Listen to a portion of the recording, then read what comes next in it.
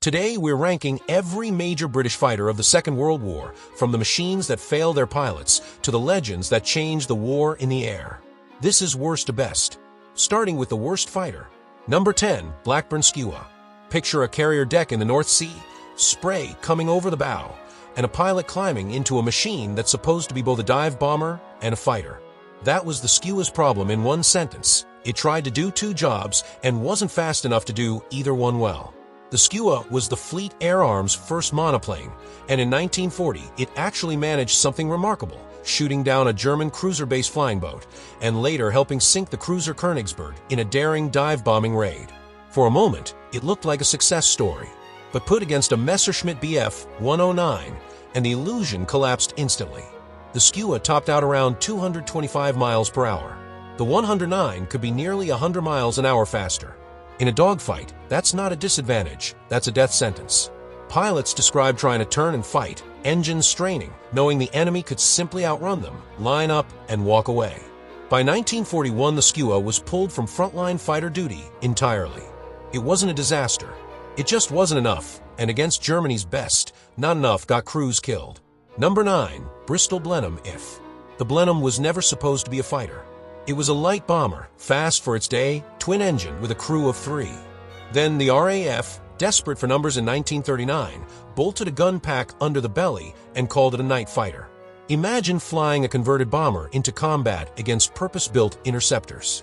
The Blenheim IF was heavy, sluggish on the controls, and slow to accelerate, everything a fighter pilot doesn't want when a Messerschmitt is diving out of the sun. Crews flying night patrols sat in a cold, vibrating fuselage, engines droning for hours, hunting bombers they usually couldn't catch and rarely saw before it was too late. It did score kills, mostly against unescorted bombers, and mostly with the help of early airborne radar. But against real fighters in daylight, it was outclassed in every category that mattered: speed, agility, and firepower per pound. The Blenheim bought time. It didn't win fights it shouldn't have been in. Number 8, Gloster Gladiator. By September 1939, the Gladiator was already a relic, the RAF's last biplane fighter, sent to war in an age of monoplanes and 8-gun wings.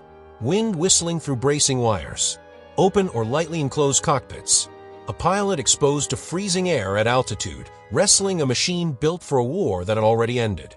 And yet, this is where the Gladiator earns a strange kind of respect. Over Malta in 1940, a handful of Gladiators, flown by exhausted pilots against overwhelming Italian numbers, became legend as faith, hope, and charity. In Norway and France, they scored kills nobody expected a biplane to score in 1940. But respect doesn't change performance. Against a 109, the Gladiator had no real answer. Its top speed was barely 250 miles per hour. Its guns were light. Every kill it scored was a triumph of pilot skill fighting against the machine's limitations, not because of them. It's remembered fondly. It shouldn't have still been in frontline service. Number 7, Miles Martinet. Most people have never heard of the Martinet, and that's because it was never meant to fight. It was Britain's dedicated target tug, the aircraft that towed drogue targets behind it so other pilots could practice live gunnery. Feel that for a moment. Flying straight and level, engine droning, while live ammunition streaks past your own aircraft from trainee gunners below. It's an aircraft built entirely around risk absorption for the benefit of everyone else's training. We include it here because it was derived directly from the Miles master fighter trainer lineage, and in a pinch, lightly modified variants were pressed into secondary defensive roles. But make no mistake, the Martinet had no business in a fighter conversation. Underpowered, lightly built, and never intended for combat, it represents the RAF's bottom rung. Aircraft built to support the war, not to win it in the air. Number 6, Westland Whirlwind. Now here's where it gets genuinely tragic. The Whirlwind should have worked. On paper, it was brilliant, twin-engine for 20mm cannons packed into the nose, faster at low altitude than a Spitfire. Pilots who flew it loved its firepower. One good burst could tear a targa apart. But the Whirlwind was built around the Rolls-Royce Peregrine engine, and the Peregrine was never properly developed. Rolls-Royce redirected its resources to the Merlin, the engine that would power the Spitfire and Hurricane, and the Peregrine was left half-finished. Pilots dealt with overheating, unreliable performance at altitude, and a supply chain that couldn't keep the small production run running. Imagine trusting your life to an engine the manufacturer had already stopped investing in. Only 116 Whirlwinds were ever built. It wasn't a bad design. It was a good design, strangled by an engine program that got cancelled out from under it. Number 5. Ferry Fulmar. The Fulmar was the Fleet Air Arm's answer to carrier defense in 1940, a two-seat fighter with a navigator in the back because naval aviation demanded long-range navigation over featureless ocean. That second crewman and the weight of a fully enclosed cockpit and long-range fuel came at a brutal cost. Speed. The Fulmar topped out around 265 miles per hour, slower than the Hurricanes and Spitfires the RAF was flying over Britain in the same year. Against Italian and German land-based fighters, it simply couldn't compete in a straight fight. Crews survived by using teamwork, formation discipline, and the Fulmar's decent firepower and range to avoid pure dogfights altogether. And to be fair, the Fulmar shot down more enemy aircraft than any other Fleet Air Arm fighter of the war, largely because it was the only carrier fighter Britain had in numbers for so long. That's not a triumph of design. That's a triumph of pilots making the best of an aircraft that was already behind before it took off. Number 4. Supermarine Seafire, early marks. Here's where the ranking gets almost painful because this aircraft carries one of the most famous names in aviation history, and it very nearly didn't survive its own navy. Taking a Spitfire and putting it on an aircraft carrier sounds simple. It wasn't. The Spitfire's narrow undercarriage, perfect for grass airfields, was never designed to absorb the punishing vertical impact of a carrier landing.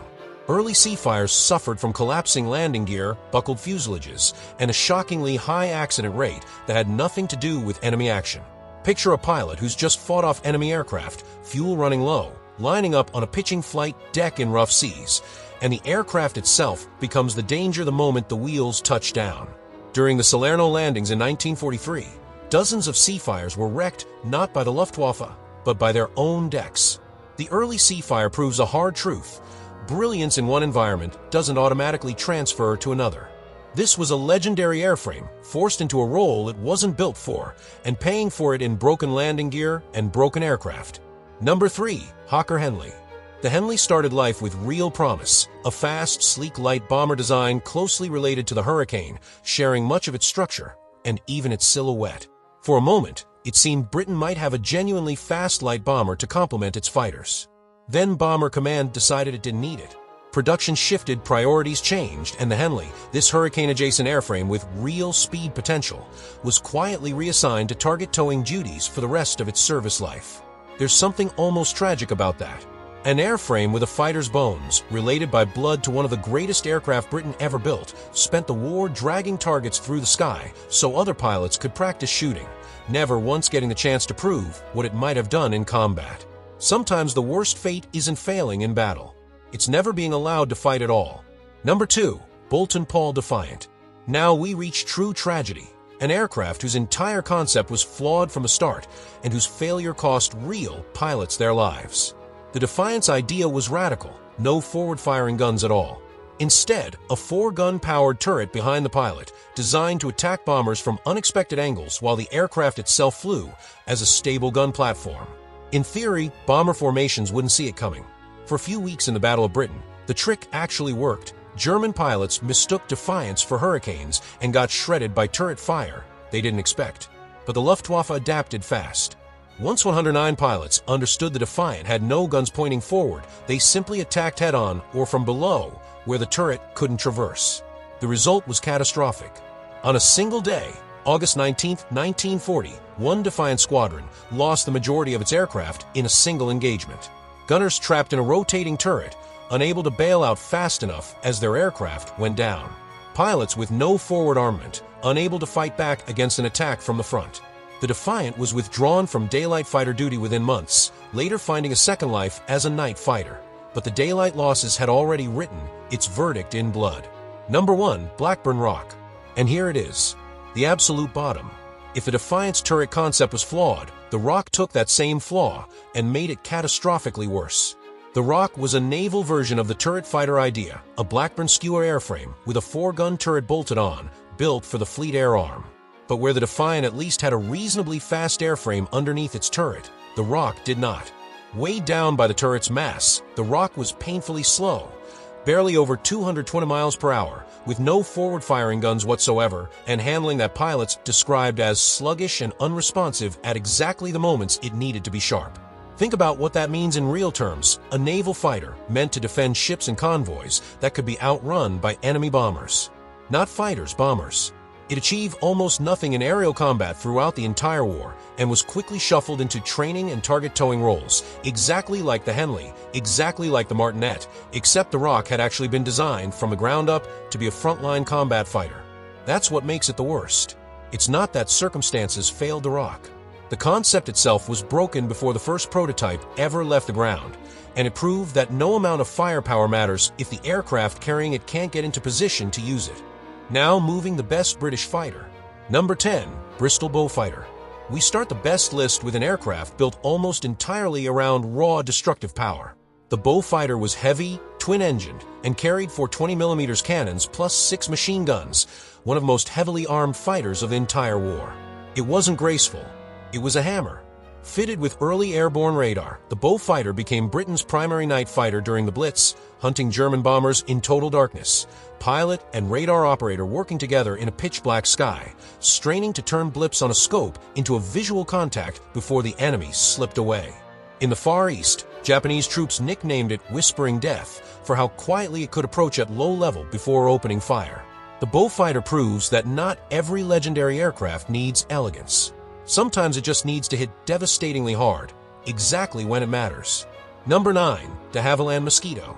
Built almost entirely of wood, at a time when Britain's aluminum supply was under enormous strain, the Mosquito shouldn't have worked as well as it did. Critics called it foolish. It became one of the most versatile aircraft of the war. As a night fighter, the Mosquito paired blistering speed with radar and cannon armament to become one of the deadliest hunters of German night bombers. As an intruder, it flew deep into occupied Europe, fast enough to outrun most opposition it couldn't outfight. Pilots trusted it because it did almost everything asked of it, and did it fast.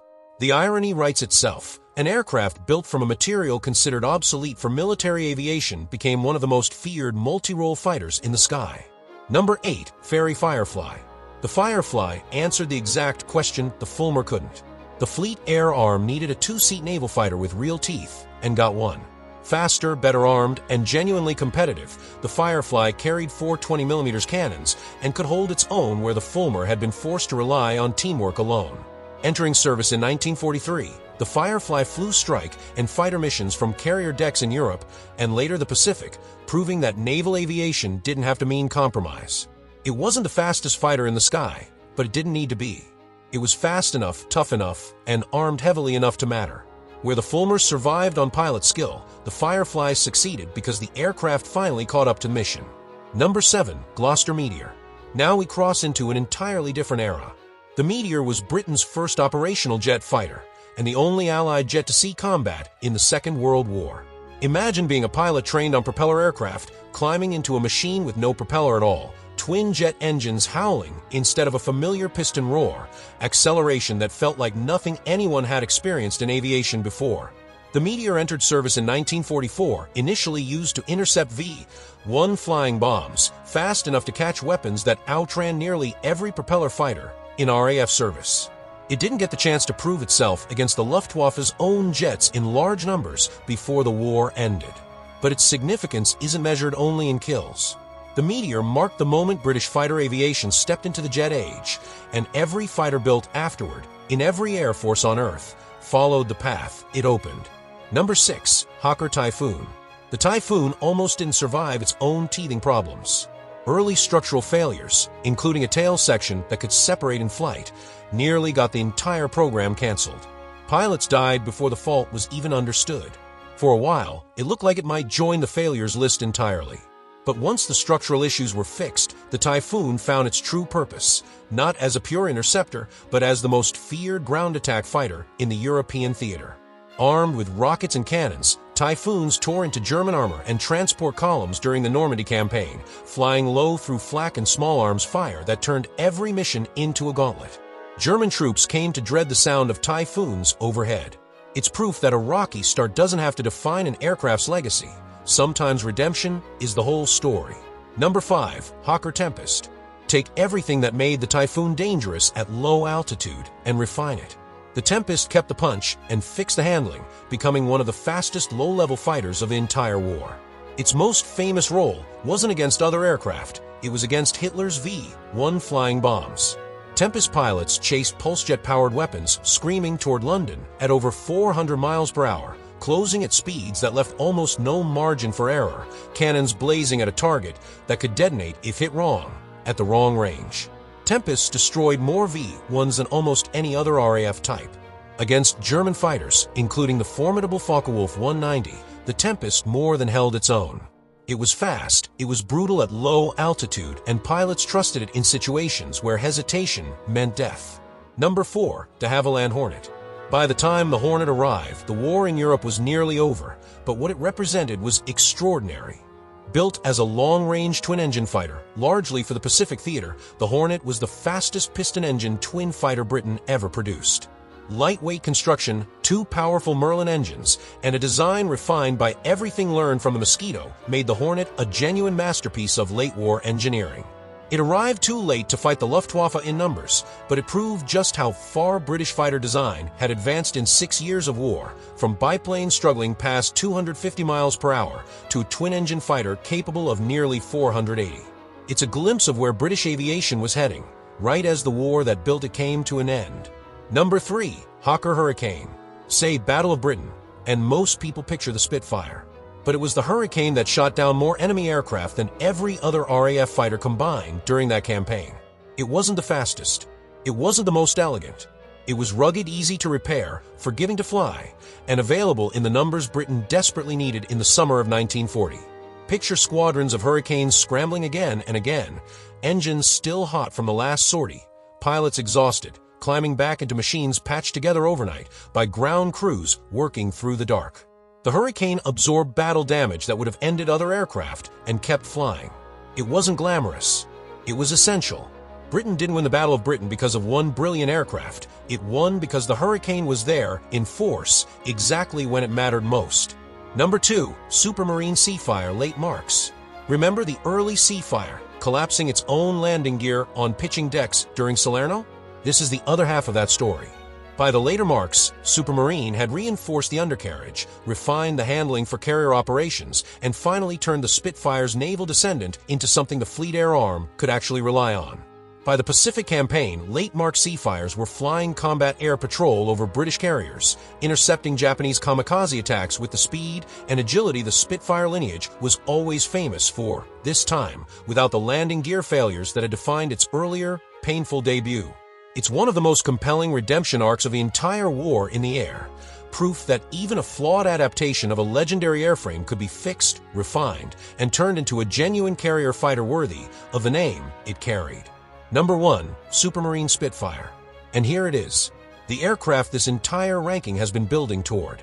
The Spitfire wasn't just fast, though at over 360 miles per hour in its early marks and well past 440 by the war's end, it was consistently among the fastest fighters in the world. It wasn't just agile, though its elliptical wing gave it a turning performance that outclassed almost everything the Luftwaffe sent against it.